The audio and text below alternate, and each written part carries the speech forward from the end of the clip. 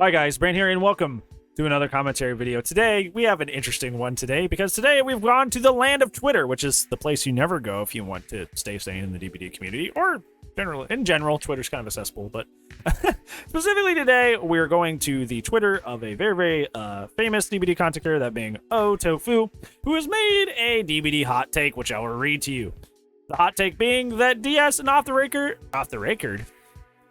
that hot take being that DS and off the record shouldn't deactivate in the end game, because currently they do. If you didn't do a good enough job getting to hook states and kills throughout the match, why do you suddenly deserve a free kill at the end?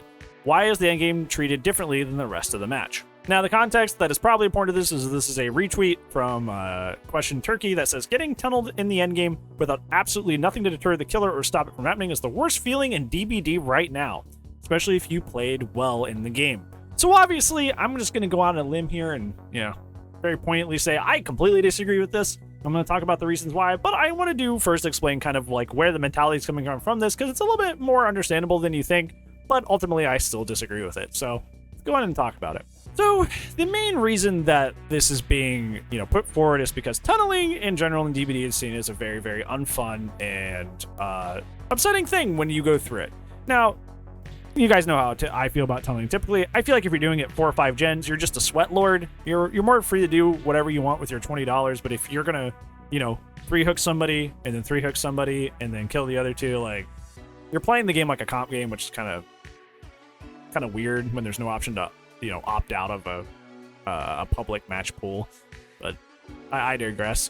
But if you're doing it like 1 or 2 gens, like, you're just trying to win the game, brother. If you're trying to do it 1 or 2 gens or less, including the end game, you're just trying to win the video game. If you don't have somebody out of the game at 2 gens and Dead by Daylight, you are behind. You are behind. You in terms of your pressure that you're applying to the map is killer. If you're at 2 gens and nobody's out of the match yet, you are behind. You need to catch up. You need to get somebody out, or else you're gonna lose. And that's just like your only option. And I don't think that killers having catch-up tools is a bad thing, just like how survivors have certain catch-up tools like Shift W, pre-dropping, stuff like that should be taken out of the game either, even if they are frustrating. Now, so where does that leave us with Otofu's spicy statement here that DS and off the record should deactivate in the end game, because both of these perks are directly tied to combating tunneling. So tunneling is bad or upsetting to deal with because the whole idea is that there is a denial of gameplay happening, right? Like, you have a full piece of pie when you play Survivor. It's doing gens, it's, playing altruistically, whether that be saving off hook or healing. And there's also alternative objectives like booning or breaking totems or searching chests. And then finally, there's what I believe is the most fun part of the game, which is chasing. So that encompasses a full pie of what you do when you play Survivor and Dead by Daylight. When you're being tunneled, you're in a sense being denied the ability to play the game. You are very narrowed down into only the chase aspect of the game, and typically not a very long one if you're playing because essentially, it's not like it. I feel like there's also the kind of this counter misunderstanding when it comes to especially killer mains, is that if I'm tunneling you, at least you're still getting to play the game because you're looping, right? You're doing the chase part, and that's the fun part. Yeah, but like, not really, because like, you are only chasing, correct? But you only get a full fair chase the first time.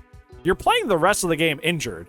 So realistically, you're only allowed to make at that first chase, you're allowed to make one mistake, and then you can keep chasing because you have two health states before you're down. The rest of the game, you are at 1 health state. So realistically, it's way rougher, but you are right that at least chase is happening.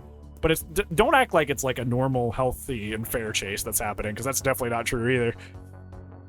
But there's this like concept that like, you're denying gameplay to that person by tunneling them. They only get that tiny little slice, which is that sort of chase part of the pie, and the rest of it, like the healing, the altruism, everything else is just gone. You don't get to play that part of the game. So it's upsetting and it's frustrating, and often you end up depipping, which is not at all your fault, which, feels bad.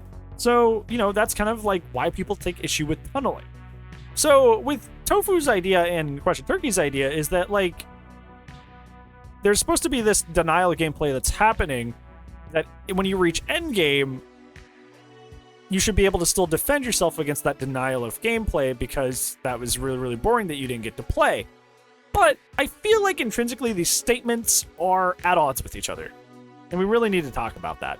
Like I said at the beginning of this video, I'm talking about like tunneling at 4 or 5 gens. If you get tunneled out at like 4 or 5 gens, it's pretty upsetting. You didn't really get to play. Like I said, you only got that tiny little piece of pie. But if we reach the end game, if we reach the end game of Dead by Daylight, that means a whole 5 gens have gone by, meaning an entire match of Dead by Daylight occurred. An entire match of Dead by Daylight occurred.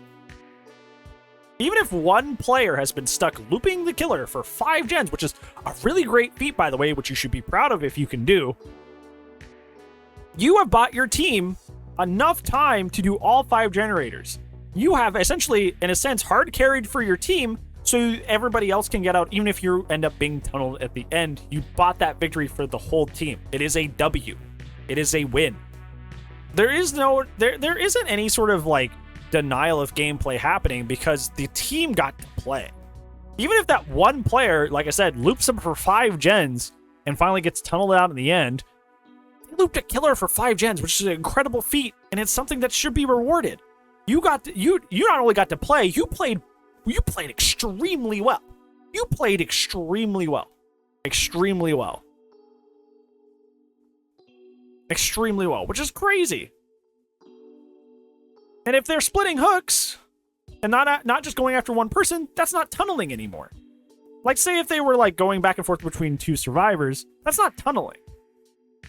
That's not tunneling at all. So that doesn't even fall into the jurisdiction of this conversation. And then obviously this falls into the kind of the more obvious thing here is that when endgame starts, the killer's kind of out of their main objective. As much as we wish things were different, as much as we wish like 3-hooking every survivor and, you know, going for chases is the main thing you should be doing as killer, gen defense is sadly the main thing you have to focus on as killer. And obviously a lot of people figured that out with the Cobb eruption thing, huh?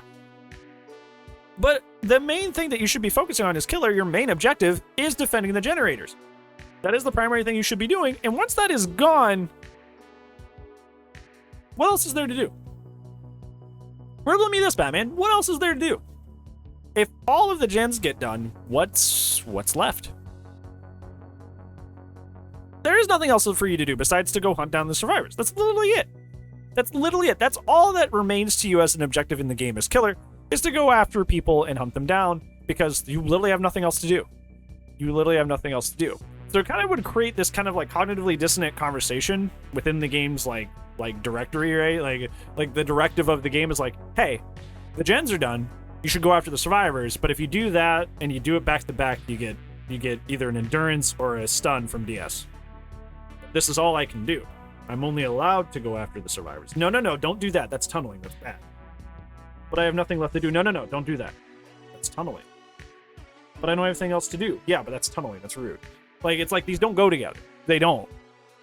These cannot exist at the same time, because you literally don't have any other objective in the endgame besides to chase survivors. And once again, if you've done all 5 gens, like Tofu saying, which is ironic, it's like you didn't do, like, maybe you didn't do like the worst job, but you definitely lost, right? Because there's ways to cheese gens. It's not like you did 5 gens and intrinsically you played bad, but like you lost the match if all the gens are done, right? Like you failed at your main objectives, which was to defend the gens. Whether that's because of your fault or cheese, that's a different conversation. But like, why are you so upset that like they're acting like they lost, right? Just because, like, it feels like you're wanting to have your cake and eat it too, right? It's like, not only did we get all the gens done, but I also want to make sure I also live on top of that because I got all the gens done. It's like, that's not how this game works, man. This is an ASIM where weird stuff happens all the time. Like you're not entitled to that at all. You're not entitled to escape just because you got all the gens done. Matter of fact, there are plenty of games where I do most of the gens on the map and I'm the one that ends up dying. Like, I'll do all the gens and I'll go to unhook the guy that's being like camped, and then I'm the one that dies while everybody else 3 outs. I don't throw a baby fit about it because, like, my team still won in the end, right? My team still got the dub, so, like, doesn't really matter that much. So I think this is, like, extra. I feel like this is very extra. I feel like this is very, like, the idea that DS and Off the Record should continue in the endgame is a little excessive and doesn't really make a whole lot of sense in the grand scheme of Dead by Daylight for those reasons that I mentioned. Yeah, what do you think? Do you think that DS and Off the Record should activate in the endgame, or do you think it's fine the way it is now? Let me know down in the comments below. But on that, thank you so much for watching. I appreciate you all for sticking with me today. But on that, it's going to be it. I don't know what else to say besides the thing, which is, if I don't see you tomorrow, I will see you when I see you. Goodbye.